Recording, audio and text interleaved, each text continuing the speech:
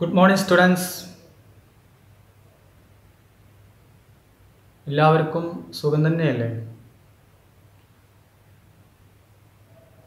നമ്മളിപ്പോൾ +1 ക്ലാസ്സിലാണ്.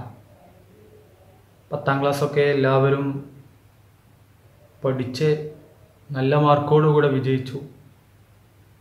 ഇപ്പോൾ നമ്മൾ ഹയർ സെക്കൻഡറി തലത്തിലേക്ക് ഉയർന്നിരിക്കുകയാണ്. ഇതുവരെയും ഉണ്ടായിരുന്ന ഒരു മേഖലയിൽ നിന്ന് വ്യത്യസ്തമായിട്ട് മറ്റൊരു മേഖലയിലേക്ക് നാം മാറിയിരിക്കുന്നു. അതായത് ഒരു ക്ലാസ്സും കൂടെ നാം ഉയർന്നു. നിങ്ങളിപ്പോൾ എല്ലാവരും കൊമേഴ്സ് ബാച്ചിലാണുള്ളത്. കൊമേഴ്സ് ബാച്ചിലെ സബ്ജക്റ്റുകളൊക്കെ നിങ്ങൾക്കറിയാം. 6 തരത്തിലുള്ള വിഷയങ്ങളാണുള്ളത്. ഫസ്റ്റ് ലാംഗ്വേജ്, സെക്കൻഡ് ലാംഗ്വേജ് എന്ന നിലക്ക് അറബിക് ആൻഡ് മലയാളം, അതുപോലെ പിന്നെ ഇംഗ്ലീഷ്, മറ്റ് ഓപ്ഷണൽ സബ്ജക്റ്റുകളായ ബിസിനസ്, അക്കൗണ്ടൻസി, എക്കണോമിക്സ്, അതുപോലെ കമ്പ്യൂട്ടർ ആപ്ലിക്കേഷൻ. ഇങ്ങനെ 6 സബ്ജക്റ്റുകളാണ് നിങ്ങൾക്ക് ഈ വർഷം പഠിക്കാനുള്ളത്. നമ്മൾ നമ്മുടെ ക്ലാസ്സിൽ ചർച്ച ചെയ്യുന്നത്, പഠിക്കുന്നത് കമ്പ്യൂട്ടർ ആപ്ലിക്കേഷൻ എന്ന് പറയുന്ന വളരെ പ്രധാനപ്പെട്ട ഒരു സബ്ജക്റ്റിനെ കുറിച്ചാണ്. കഴിഞ്ഞ വർഷം നിങ്ങൾ IT എന്ന് പറയുന്ന ഒരു പീരീഡൊക്കെ നിങ്ങൾ പഠിച്ചിട്ടുണ്ട് അല്ലേ? IT അതിൽ പ്രാക്ടിക്കലൊക്കെ പല വിഷയങ്ങളും നിങ്ങൾ പ്രാക്ടിക്കൽ ചെയ്ത് നോക്കി. അതിലൊക്കെ നല്ല മാർക്ക് കിട്ടിയവരൊക്കെ ഉണ്ടാവും. എന്നാൽ അതൊരു ഓപ്ഷണൽ സബ്ജക്റ്റ്, അല്ലെങ്കിൽ അത്ര പ്രാക്ടിക്കലൊക്കെ എഴുതി എല്ലാവരും വിജയിക്കുന്ന ആ രീതിയിലൊക്കെ ആയിരുന്നു അല്ലേ IT എന്ന് പറയുന്ന സബ്ജക്റ്റ് ഉണ്ടായിരുന്നത്. നമ്മുടെ ഈ ഹയർ സെക്കൻഡറിയിൽ, നമ്മുടെ ഈ +1 കമ്പ്യൂട്ടർ ആപ്ലിക്കേഷൻ എന്ന് പറയുന്ന അതിൽ നിന്ന് വ്യത്യസ്തമായിട്ട് ഒരു സബ്ജക്റ്റാണ്. അതായത് വളരെ ഇമ്പോർട്ടൻ്റ് ആയി പഠിക്കേണ്ട ഒരു സ്പെഷ്യൽ സബ്ജക്റ്റ്, മറ്റ് സബ്ജക്റ്റുകളെ പോലെ പ്രാധാന്യം നൽകേണ്ട ഒരു സബ്ജക്റ്റാണ് കമ്പ്യൂട്ടർ ആപ്ലിക്കേഷൻ. നിങ്ങൾ പല കമ്പ്യൂട്ടറിനെ കുറിച്ച് കൂടുതൽ അറിഞ്ഞിട്ടുണ്ടാവും. കഴിഞ്ഞ 1 മുതൽ 10 വരെയുള്ള ക്ലാസ്സുകളിൽ അതിൻ്റെ ഹാർഡ്വെയർ, സോഫ്റ്റ്വെയർ, പല സോഫ്റ്റ്വെയറുകൾ നമ്മൾ പരിചയപ്പെട്ടിട്ടുണ്ടാവും അല്ലേ? അതൊക്കെ നമ്മൾ പഠിച്ചു കഴിഞ്ഞിട്ടുണ്ട്. എന്നാൽ അതിനൊന്ന് വിശാലമായി പഠിക്കുകയാണ്, അല്ലെങ്കിൽ അതിൻ്റെ ചില ഭാഗങ്ങൾ നമ്മൾ ഡീപ്പായി ചിന്തിക്കുകയും അത് പഠിക്കുകയും ചെയ്യുകയാണ് നമ്മുടെ ഈ ക്ലാസ്സിൽ, ഈ +1, +2 ക്ലാസ്സുകളിൽ നമ്മൾ പഠിക്കുന്നത്. അപ്പോൾ കമ്പ്യൂട്ടർ ആപ്ലിക്കേഷനെ സംബന്ധിച്ച് പറയുകയാണെങ്കിൽ, നമ്മൾ ഇതുവരെ പറഞ്ഞതുപോലെ കഴിഞ്ഞ ക്ലാസ്സുകളിൽ, എന്താ പറയുക, ക്ലാസ്സുകളിൽ നിന്ന് വ്യത്യസ്തമായിട്ടുള്ള ഒരു പഠനമാണ് നമ്മൾ നടത്തുന്നത്. അതായത് പരീക്ഷയിൽ ടോട്ടൽ സ്കോർ എന്ന് പറയുന്നത് 200ലാണ് സ്കോർ വരുന്നത്. അതായത് +1ലും +2ലും കൂടെ 200 സ്കോർ വരും. അതായത് അതിൽ 60 മാർക്കിന് തിയറിയും, ഫസ്റ്റ് ഇയറിൽ 60 മാർക്കിന് തിയറിയും 20 മാർക്ക് CE മാർക്ക് എന്ന നിലയ്ക്ക് 80ഉം, പിന്നെ സെക്കൻഡ് ഇയറിൽ 60 mark theory, 20 mark CE mark, 40 മാർക്കിന് പ്രാക്ടിക്കൽ എക്സാം ഉണ്ട്. Practical 40 mark. ഇങ്ങനെ 200ലാണ് മാർക്ക് വരുന്നത്. അപ്പോൾ ഈ വർഷം നിങ്ങൾ 80 മാർക്കിനാണ് ടോട്ടൽ. 60 മാർക്ക് തിയറി, എഴുത്തു പരീക്ഷയും, 20 മാർക്കിന് നമ്മുടെ CE മാർക്കും. ഇങ്ങനെ 80ലാണ് ഈ വർഷം നിങ്ങൾക്ക് ഉണ്ടാവുന്നത്. പരീക്ഷയിൽ പാസ്സാവാനുള്ള മാർക്ക് എന്ന് പറയുന്നത് 2 വർഷവും നമ്മൾ ടോട്ടൽ കാൽക്കുലേറ്റ് ചെയ്തിട്ട് അതിൽ നിന്ന് നമുക്ക് 60ൽ 18 എന്ന രീതിയിൽ ബേസിക് പാസ് മാർക്ക്, ഇത്രയൊന്നും പോരെ, നമുക്ക് നല്ല മാർക്ക് വേണം. പാസ് മാർക്ക് എന്ന് പറയുന്നത് 18 മാർക്കാണ് 60ൽ. അപ്പോൾ 2 വർഷവും കൂടെ നമ്മുടെ 18, 36 മാർക്ക് നമുക്ക് കിട്ടിയാൽ നമ്മൾ കമ്പ്യൂട്ടർ ആപ്ലിക്കേഷൻ എന്ന വിഷയത്തിൽ നമ്മൾ പാസ്സാവും. ഓക്കെ, വിശദമായി പറയാം. അപ്പോൾ എല്ലാവർക്കും സുഖം തന്നെ കരുതുന്നു. അപ്പോൾ നമ്മൾ പുതിയൊരു ക്ലാസ്സിലേക്ക് നമ്മൾ പ്രവേശിച്ചിരിക്കുകയാണ്. അപ്പോൾ ഈ നമ്മൾ കമ്പ്യൂട്ടർ ആപ്ലിക്കേഷൻ എന്ന് പറയുന്ന സബ്ജക്റ്റിനെ കുറിച്ച് പറയുകയാണെങ്കിൽ മറ്റ് സബ്ജക്റ്റിനേക്കാളും ഒന്നും കൂടെ ഡീപ്പായി പഠിക്കേണ്ട വിഷയമാണ്. ഇപ്പോൾ പറഞ്ഞതുപോലെ അടുത്ത ക്ലാസ്സുകളിൽ പ്ലസ് ടുവിൽ നമുക്ക് പ്രാക്ടിക്കലൊക്കെ വരുന്നുണ്ട്. അപ്പോൾ ആ ഭാഗങ്ങളൊക്കെ നമ്മൾ മനസ്സിലാക്കണമെങ്കിൽ പ്ലസ് വണ്ണിൽ അതിൻ്റെ ബേസിക് ആയിട്ടുള്ള കാര്യങ്ങൾ നമ്മൾ പഠിച്ചു വച്ചാലേ ആ ഭാഗങ്ങളൊക്കെ നമുക്ക് കവർ ചെയ്യാൻ കഴിയുള്ളൂ. അപ്പോൾ എല്ലാവരും ഉഷാറായി പഠിക്കണം, ക്ലാസ്സുകൾ ശ്രദ്ധിക്കണം. ഇന്നത്തെ സാഹചര്യത്തിൽ നമുക്കിതുപോലെ ഓൺലൈൻ ക്ലാസ്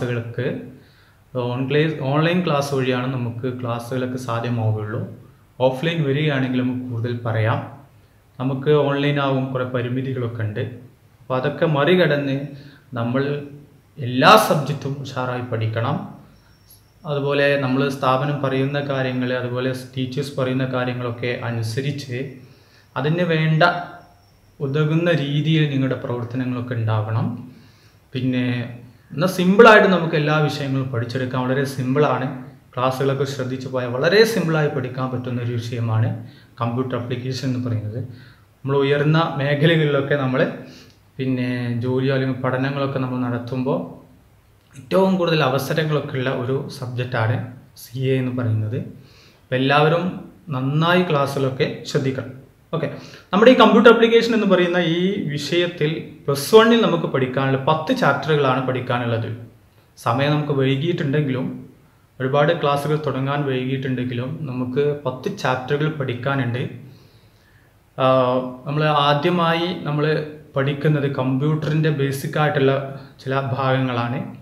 അത് കഴിഞ്ഞ് നമ്മൾ ഒരു പ്രോഗ്രാമിനെ കുറിച്ച് പഠിക്കുന്നുണ്ട്.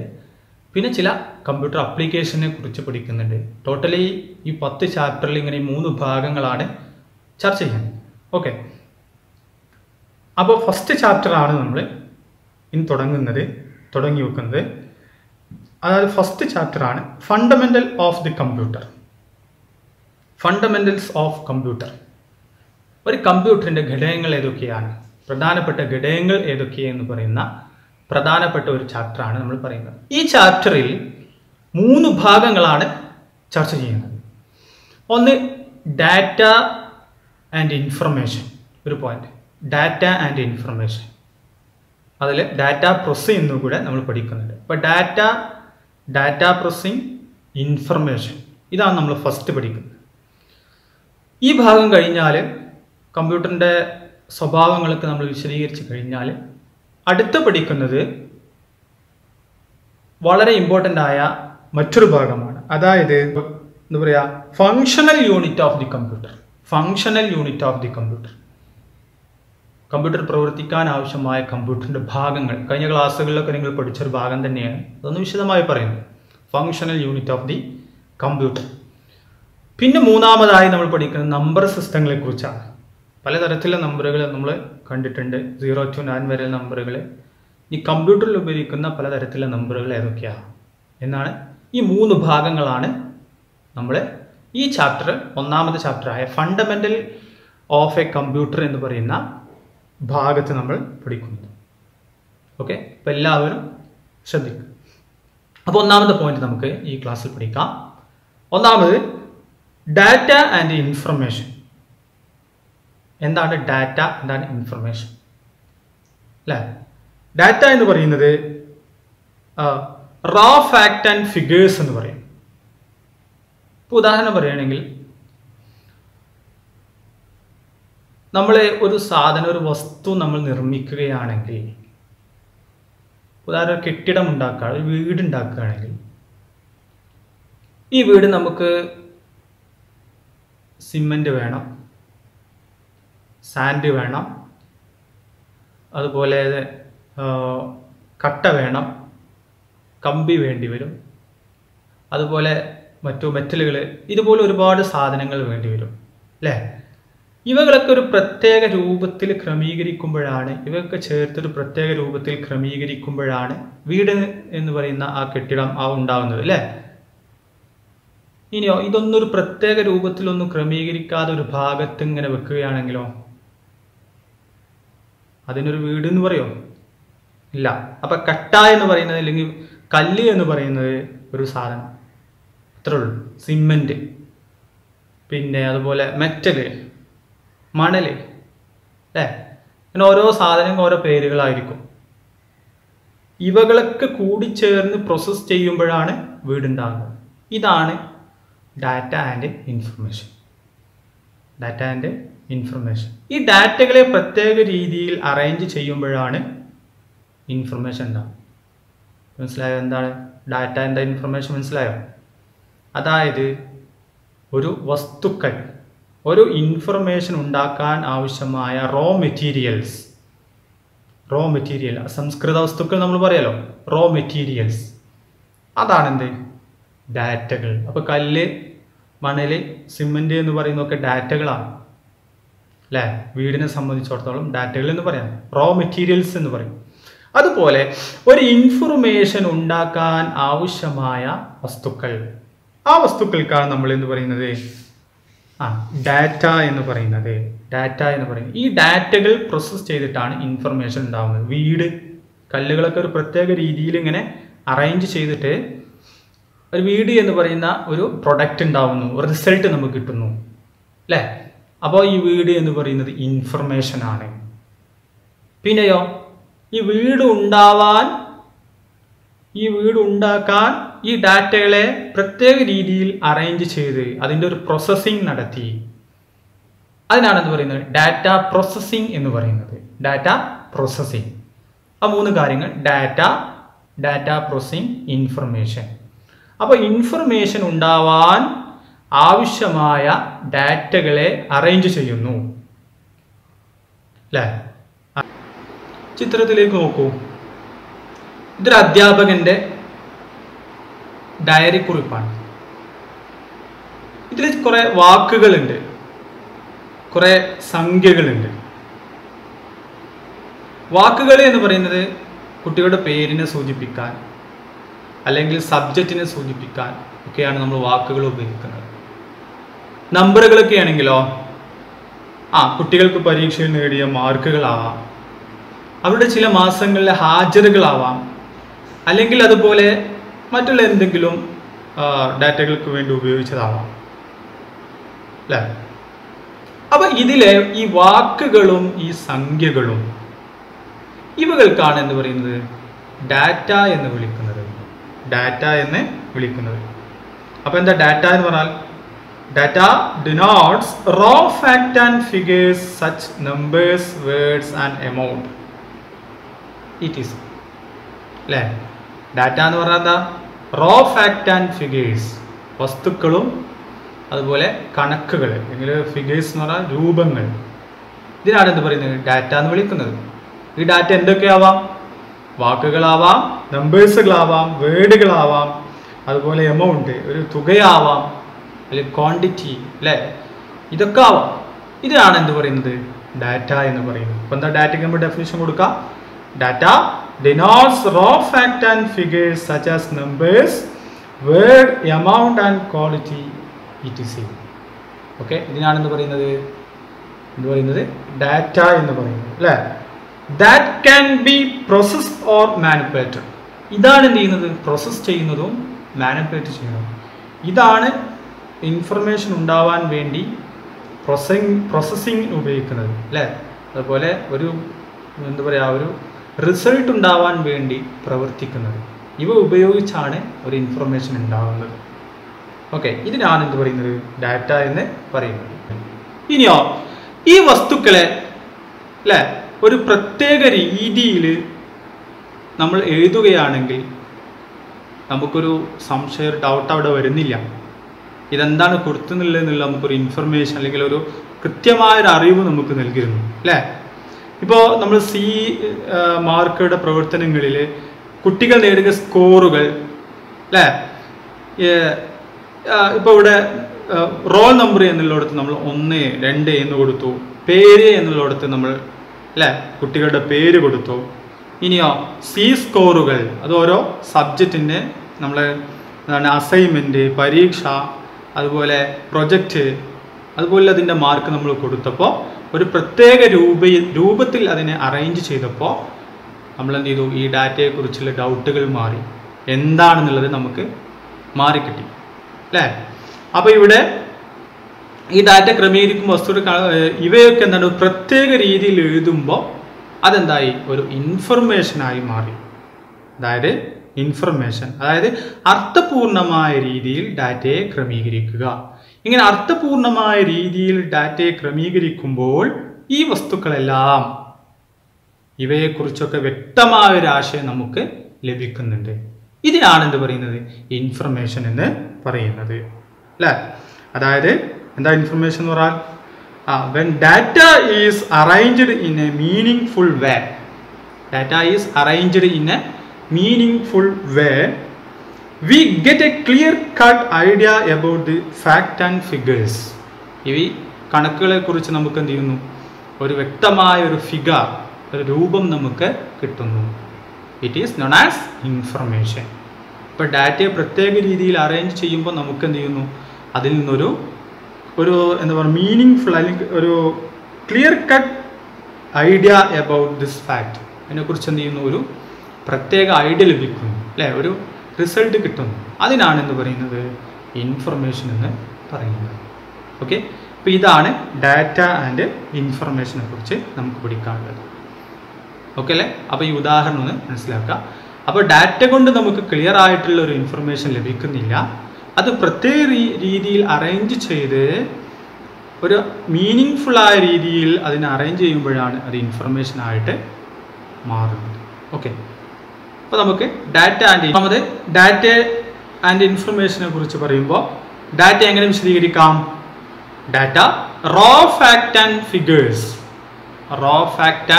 ഫിഗേഴ്സ്. എന്താ ഡാറ്റ എന്ന് പറയുന്നത് അസംസ്കൃത വസ്തുക്കളും അതുപോലെ ചില രൂപങ്ങളുമാണ്, അതുപോലെ ചില കണക്കുകളുമാണ് അല്ലേ എന്ന് പറയാം.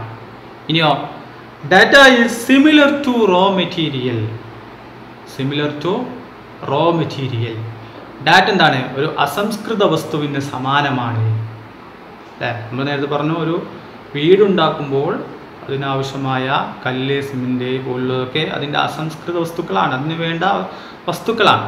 അതിനോട് തുല്യമാണ് ഡാറ്റകൾ, അസംസ്കൃത വസ്തുവിനോട് തുല്യമാണ്. Similar to raw material. മൂന്നാമത്തെ point, data is cannot be directly used. ഒരു ഡാറ്റയെ നേരിട്ട് ഉപയോഗിക്കുവാൻ സാധിക്കില്ല.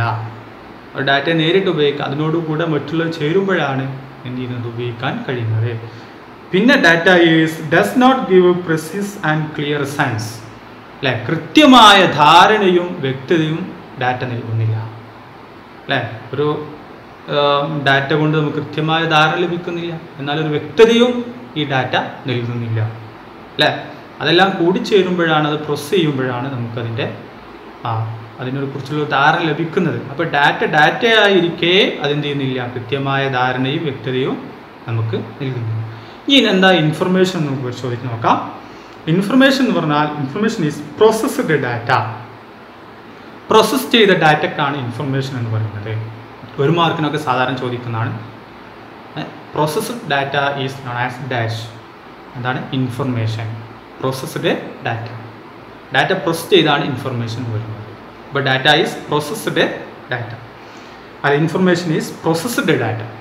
ഇനി രണ്ടാമത്തെ point, information similar to finished product അല്ലേ. ഫിനിഷ്ഡ് പ്രൊഡക്റ്റ്, പൂർത്തിയായ ഉൽപ്പന്നത്തിന് സമാനമാണ് അല്ലേ. ഒരു പൂർത്തിയായ എല്ലാ പണിയും കഴിഞ്ഞ ഒരു ഉൽപ്പന്നത്തിന് സമാനമാണ് അല്ലേ. ഇപ്പോൾ ഹൗസ് അല്ലെങ്കിൽ ബിൽഡിംഗ് എന്ന് പറയുന്ന അതിനോട് സമാനമാണ് ഇൻഫർമേഷൻ. ഡാറ്റ ഉപയോഗിച്ചാണ് അത് ഉണ്ടാക്കിയത്. അപ്പോൾ ഉണ്ടാക്കി കഴിഞ്ഞാൽ എന്ത് ചെയ്തു, ഒരു ഉൽപ്പന്നമായി മാറി. അതിനാണ് എന്ത് പറയുന്നത്, അതിനും സമാനമാണ് ഇൻഫർമേഷൻ. മൂന്നാമത്, adds knowledge and help in taking decision.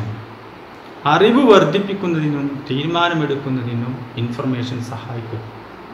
Information വഴി നമുക്ക് എന്ത് ചെയ്യാം, അറിവ് വർദ്ധിപ്പിക്കാം, അതുപോലെ ഒരു തീരുമാനമെടുക്കാനും ഇൻഫർമേഷൻ കൊണ്ട് കഴിയുന്നു അല്ലേ. ഡാറ്റ കൊണ്ടൊരു തീരുമാനം എടുക്കാനോ അത് നമുക്ക് ക്ലിയർ ആയിട്ടുള്ള ഒരു മീനിങ്ഫുള്ളായ ഒരു അർത്ഥം ഒരു റിസൾട്ട് നമുക്ക് നൽകാത്തത് കൊണ്ട് അതെന്തിനില്ല, നമ്മുടെ അറിവ് വർദ്ധിപ്പിക്കുന്നില്ല. എന്നാൽ ഇൻഫർമേഷൻ ആണെങ്കിൽ add to knowledge, help in decision making, അറിവ് വർദ്ധിപ്പിക്കാനും തീരുമാനമെടുക്കാനും സഹായിക്കുന്നു. ഇനി നാലാമത്തെ ഒരു point, information is clear and meaningful information എപ്പോഴും എന്താണ്, വ്യക്തവും അർത്ഥപൂർണവുമായിരിക്കും. Clear and meaningful. അപ്പോൾ ഈ 4 പോയിന്റുകളാണ് നമ്മൾ പഠിക്കേണ്ടത്. അപ്പോൾ ഈ ടാബ് നമ്മൾ നിർബന്ധമായും പഠിച്ചു നോക്കുക, ഡാറ്റ ആൻഡ് ഇൻഫർമേഷൻ. ഓക്കെ, അപ്പോൾ ഇത്രയാണ് നമ്മൾ ഈ ക്ലാസ്സിൽ നമ്മൾ ചർച്ച ചെയ്യുന്നത്. അപ്പോൾ ഈ ടാബ് നിർബന്ധമായും പഠിച്ചു വെക്കണം. 3 മാർക്ക് പരീക്ഷയ്ക്ക് ചോദിക്കുന്ന ഒരു ഭാഗമാണ്. അപ്പോൾ നമ്മൾ ഇന്നത്തെ ക്ലാസ്സിൽ നമ്മൾ പഠിച്ചത് എന്താണ് ഡാറ്റ, എന്താണ് ഇൻഫർമേഷൻ അല്ലേ. ഡാറ്റ എന്ന് പറഞ്ഞാൽ എന്താ, raw fact and figures such as numbers and digit and words and amount and quality it is to manipulate and proceed. Okay, ഇനി ഇൻഫർമേഷൻ എന്ന് പറഞ്ഞാലോ എന്താ നമ്മൾ പറഞ്ഞത്, ഇൻഫർമേഷൻ എന്ന് പറഞ്ഞാൽ അതായത് ഇൻഫർമേഷൻ എന്ന് പറഞ്ഞ് നമ്മൾ see the data is arranged in meaningful way. Data ഒരു പ്രത്യേക രീതിയിൽ അറേഞ്ച് ചെയ്യുക, എന്നിട്ട് get A clear cut idea about this fact figures it is known as information. ഒരു ഡാറ്റ പ്രത്യേക രീതിയിൽ അറേഞ്ച് ചെയ്യുമ്പോൾ നമുക്കെന്താണ് ഒരു പൂർണ്ണമായ ഒരു ഐഡിയ ആ ഡാറ്റയെക്കുറിച്ച്, ഒരു ആശയം ആ ഐഡിയയെക്കുറിച്ച് നമുക്ക് കിട്ടുന്നു. അങ്ങനെയുള്ളതിനാണ് എന്ത് പറയുന്നത്, ഇൻഫർമേഷൻ എന്ന് പറയുന്നത്. പിന്നെ നമ്മൾ പറഞ്ഞത് comparison of data and information ആണ്. അപ്പോൾ ഈ 3 പോയിന്റുകളാണ് നമ്മൾ ഈ ചാപ്റ്ററിൽ പഠിക്കുന്നത്. ഓക്കെ, ഇതിൽ നമ്മൾ എന്താണ് നമുക്ക് ചെയ്യാനുള്ളൊരു പ്രവർത്തനമാണ് പറയുന്നത്. അതായത് ഒരു ടെലിഫോൺ ബിൽ, വൈദ്യുതി ബിൽ, അതുപോലെ മറ്റു നമ്മൾ വാട്ടർ ബിൽ അല്ലേ, ഇത് പരിശോധിച്ച് അതിലെ ഡാറ്റയെ തിരിച്ചറിയുക. നമ്മുടെ വീട്ടിൽ കറണ്ട് ബില്ലുണ്ടാവും, അതുപോലെ ഓരോ ടെലിഫോൺ ബില്ലുകളുണ്ടാവും, അതുപോലെ വാട്ടർ അതോറിറ്റിയുടെ ബില്ലുകളൊക്കെ ഉണ്ടാവും. ഇത് പരിശോധിച്ച് ഏതൊക്കെയാണ് ഡാറ്റകൾ എന്ന് കണ്ടെത്തുക. മറ്റൊന്ന്, ഒരു കടയിൽ നിന്ന് ചില സാധനങ്ങൾ നമ്മൾ വാങ്ങുമ്പോൾ അതിലുൾപ്പെട്ട ഡാറ്റ മനസ്സിലാക്കി അവയെ എങ്ങനെ ഒരു ഇൻഫർമേഷനാക്കി മാറ്റാം എന്ന് മനസ്സിലാക്കാനാണ്. നമ്മൾ ഡാറ്റയിൽ നിന്ന് സാധനം വാങ്ങുമ്പോൾ അല്ലേ, ഒരു ബില്ല് അല്ലേ, സാധനം വാങ്ങുമ്പോൾ ഉണ്ടാവുന്ന ബില്ല്, ആ ബില്ലിന് കുറച്ച് ഡാറ്റകൾ എടുത്ത് അതിനെങ്ങനെ ഇൻഫർമേഷൻ ആക്കാം എന്നൊരു ചോദ്യം.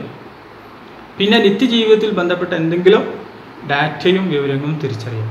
അതായത് നമ്മുടെ ജീവിതകാലത്ത് നമ്മൾ ഉപയോഗിക്കുന്ന എന്തെങ്കിലും ഒരു സാധനം, അതിലെ ഡാറ്റയും ഇൻഫർമേഷനും മനസ്സിലാക്കാൻ അല്ലേ, അവ എന്താണ് വ്യക്തമായി വേർതിരിച്ച് എഴുതുക. അങ്ങനെ 3 ചോദ്യങ്ങളാണ്. ആ ചോദ്യങ്ങൾ മനസ്സിലാക്കി എല്ലാവരും കണ്ടെത്തി വെക്കുക. ഓക്കെ.